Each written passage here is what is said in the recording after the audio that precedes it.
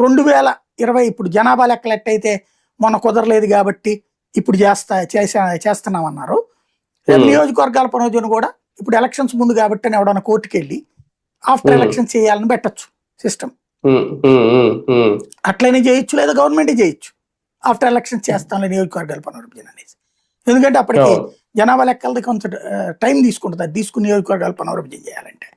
అందులో అవన్నీ వచ్చే టైంకి మళ్ళీ 5 రాష్ట్రాల ఎన్నికలు ఉంటాయి, మధ్యప్రదేశ్, రాజస్థాన్, ఛత్తీస్గఢ్ ఇవన్నీ ఉంటాయి కదా అప్పుడు. కాబట్టి గందరగోళం అవుతుంది అనమాట. సార్ వాస్తవానికి 2024 టైంలోనే బాగా సర్దుకోవాల్సి వచ్చింది 3 పార్టీలు అనేది.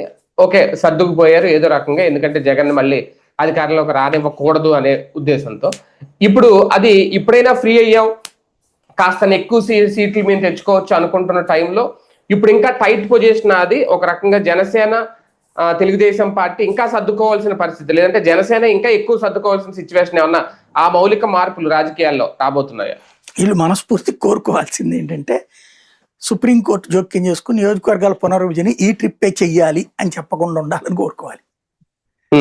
ఎందుకంటే యాజ్ పర్ నామ్స్ అయితే 26 తర్వాత చెయ్యాలి, ఫ్రీజ్ అయిపోయింది కదా, లేదా మళ్ళీ తీర్మానం చేయాలి. ఆ ప్రకారం నియోజకవర్గాల ఇది చెయ్యము అంటే మిగతా పార్టీలు ఒప్పుకుంటే పర్లా, ఫ్రీజ్